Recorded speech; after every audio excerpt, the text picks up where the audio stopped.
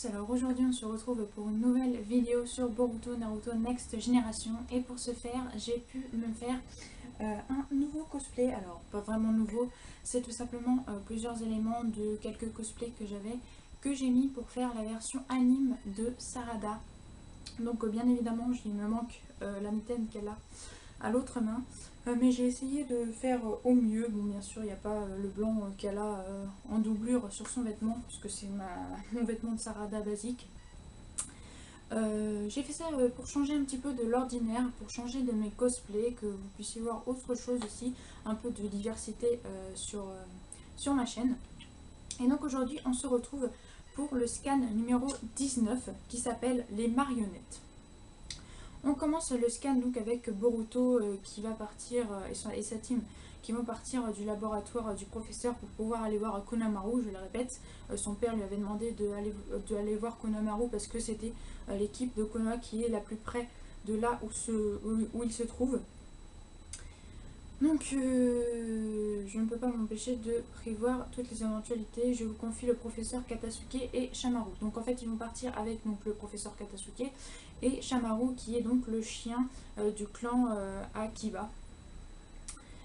D'ailleurs qu'est-ce qu'il fabrique? Je commençais à tarder, donc Boruto se demande ce qu'il fabrique et après on voit Katasuke en espèce de mode robot, robotisé, et en fait il explique que c'est un outil ninja, donc comme il a l'habitude de faire, mais qui est en mode combat et qui n'a pas encore pu tester, donc il veut le tester pour cette mission visiblement. Après on voit Sarada qui est en train de rassembler ses affaires avec Sumire.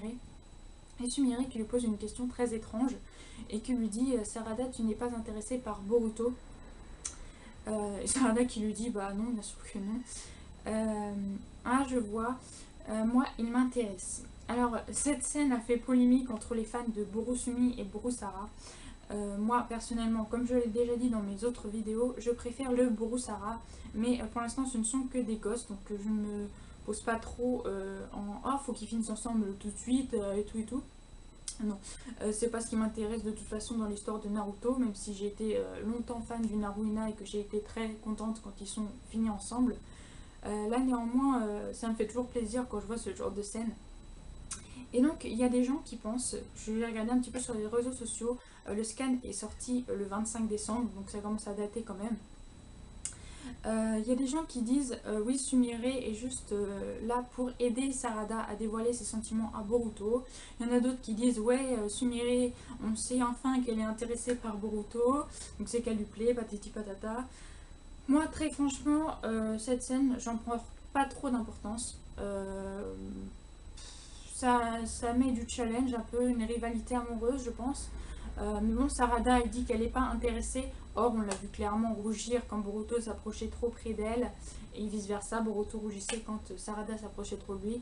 Moi je garde ça en tête plus que ce propre passage. J'attendrai de le voir en anime pour voir ce que ça donne, si la traduction du scan des fans qui a été fait par les fans est aussi bien retranscrit dans l'anime, et ou si ça veut dire autre chose, ou si c'est intuitivement la même chose. Je pense que c'est plus la même chose qu'autre chose, mais j'aimerais bien savoir votre avis sur ce passage là, parce que étant fan du couple, j'aime bien ce genre de choses où on ne sait pas trop où on va, et qui le soulève dans l'anime. C'est justement mon avis parce qu'il y a des clans qui sont commencés à se créer,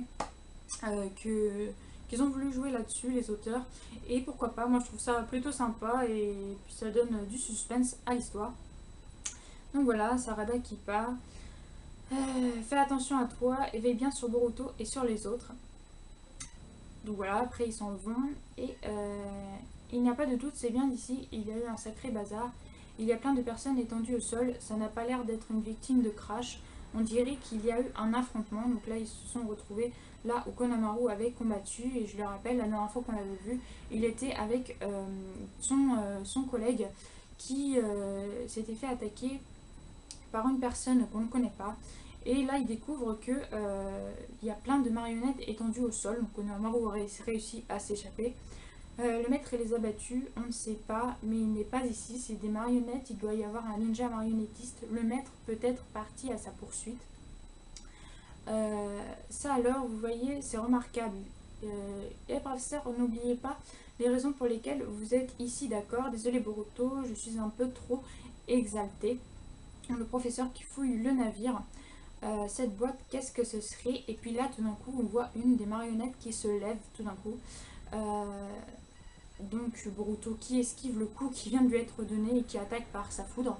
Donc sa foudre, que je le répète, hein, ça fait énormément penser, l'élément qui puisse utiliser le Raiden, ça fait vraiment penser à Minato, donc son grand-père. Et ça, je trouve ça vraiment classe parce que Minato, c'est un personnage que je surkiffe, hein, c'est un personnage qui avait vraiment de la classe. Et Boruto, j'adore sa façon de penser et tout. Donc je suis trop contente qu'il ait pu hériter d'une technique de son grand-père. Et les autres, faites attention, ils nous attaquent de partout. Donc là, on voit toutes les marionnettes qui étaient par terre au sol, qui semblaient être désactivées et qui se mettent en attaque. Et donc, on les voit tous attaquer. Et on voit pour la première fois Sarada utiliser le katon. Donc, on sait qu'elle maîtrise le katon. Mais visiblement, elle l'aurait appris toute seule. Parce que Sarada n'a pas pu lui apprendre, vu qu'elle n'est pas une Uchiwa de sang pur. Et Sasuke, son père, n'est jamais là, à moins qu'il ait eu le temps de lui apprendre la dernière fois qu'il est venu, mais vu qu'il est reparti juste après, ça m'étonnerait. Mais bon, visiblement, elle maîtrise le katon. Et ensuite, on voit Mitsuki utiliser le futon, qui les met mal au point, mais qui sont toujours là, les marionnettes ne sont pas désintégrées. C'est quoi ces types? Ils nous attaquent, n'ont aucun effet. Qu'est-ce que ça veut dire? Et donc on voit encore les marionnettes attaquer, ça brûle, venez par ici. C'est qui ces types? Ils utilisent des techniques de katon, ce n'est pas normal qu'ils puissent les émettre en continu. Ils n'ont même pas de Munra. Oui, tu l'as deviné juste, Sarada, ces attaques sont émises par des outils ninja scientifiques. Donc on apprend que les marionnettes sont en fait des outils ninja, tout simplement. On affronte des outils ninja, fait chier, qu'est-ce que je peux faire? Il se rapproche, laisse-moi Boruto, œil pour œil, dent pour dent, aux outils scientifiques ninja, des outils scientifiques ninja. Que faites-vous, professeur? Et donc là, le professeur utilise l'attaque un peu à la Momoshiki, qui absorbe les techniques des marionnettes. Et donc, il les absorbe dans une espèce de petite boule. Il y a eu une surchauffe après une émission excessive de boules de feu, autrement dit la chaleur a stoppé leur mécanisme. Je vois d'ordinaire ils n'ont pas besoin d'émettre autant de boules de feu pour parvenir à vaincre leur ennemi, ça veut dire qu'ils n'étaient pas conçus pour résister à un usage aussi intensif. Eh bien, qu'est-ce qu'il en soit, vous nous avez sauvés. Quand le système sera refroidi, peut-être qu'ils vont de nouveau se mettre en marche, il doit y avoir une pièce pleine de chakras qui leur sert d'énergie motrice. Profitons-en pour les retenir tous. Ok, donc après ils analysent un petit peu le combat, mais quand même je n'imaginais pas combattre des outils scientifiques ninja, c'est une affaire classée top secret, Katsuki. Il me semble que tu as été manipulé mentalement par un genjutsu, des informations que les outils ninja ont dû être récupérés. Donc là ils disent que Konoha était l'un des villages les plus expérimentés dans les outils ninja, et que donc pendant le film, quand Katasuke s'est visiblement fait manipuler par un genjutsu, les informations sur les outils ninja ont pu être répertoriées par les méchants, et donc les autres villages ont pu évoluer dans ce genre d'instruments. Et donc ensuite on a le chien qui retrouve le kunai de Konamaru, et du coup ils vont sur la piste là où il se serait réfugié. Ça va, tes organes internes n'ont pas été touchés, tu vas pas mourir, ressaisis-toi.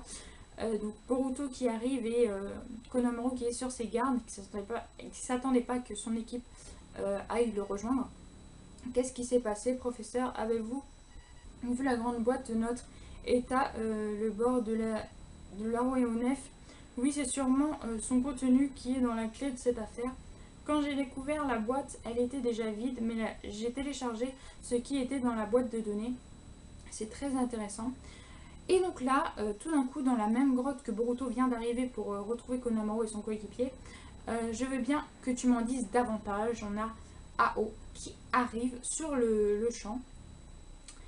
Le monsieur de Kiri, mais qui êtes-vous? Tiens, vous me connaissez? Vous étiez l'homme de confiance de Mei, le 5e Mizukage. Vous étiez surnommé Ao, le tueur au Byakugan. Comment ne pas vous connaître? Et autrefois, figuriez-vous en lettres dorées sur le bingo book de Konoha, le tueur au Byakugan, Ao. Donc là, Boruto qui est très surpris d'apprendre que l'ami avec qui il avait parlé dans le train ou avec qui c'était lié d'amitié est en fait un porteur de Byakugan comme sa mère. Enfin, je suppose qu'il voit ça comme ça, Boruto. Je croyais que vous avez cessé vos activités depuis longtemps. Que faites-vous dans un lieu scellé? Navré, c'est moi qui pose les questions, Konohamaru Sarutobi. Où se trouve le contenu de la boîte? Un outil scientifique ninja. Donc on voit à haut sortir une espèce de grosse mitraillette qui serait donc un outil scientifique. Je ne vois pas de quoi vous parlez. Je reste un shinobi en mission. Je ne peux pas dévoiler des informations concernant l'affaire. Et surtout pas à vous qui n'êtes plus shinobi. Très bien, dans ce cas, gardez le silence pour l'éternité. Et donc il braque son espèce de mitraillette scientifique ninja vers Boruto et les autres. Donc voilà, le chapitre est sorti, comme je l'ai dit, le 25 décembre, donc ça fait un petit moment. J'ai pas eu le temps de tourner avant avec toutes les fêtes et tout, et puis mon homme était en vacances, donc j'ai laissé un petit peu les vidéos de côté pendant ce laps de temps. Là, j'ai pu vous tourner la vidéo donc sur le scan, la durée, donc à mon avis, vous avez déjà pu lire le scan.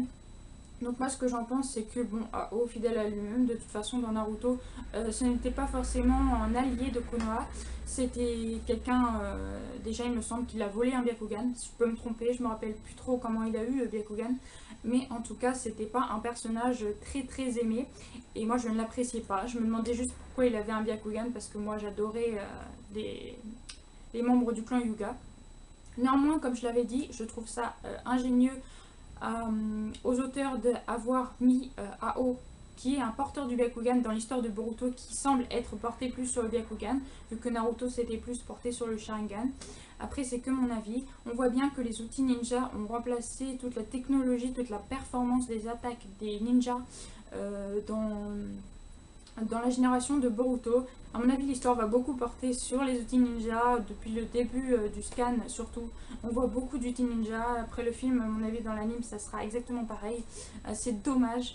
Très franchement, c'est dommage, mais ça va avec l'air du temps. Ce chapitre, je ne l'ai pas trouvé spécialement très intéressant. Il n'y avait pas grand-chose à apprendre. Donc voilà, j'espère que ma review vous aura plu. Et moi, je vous dis à la prochaine. Ciao, ciao!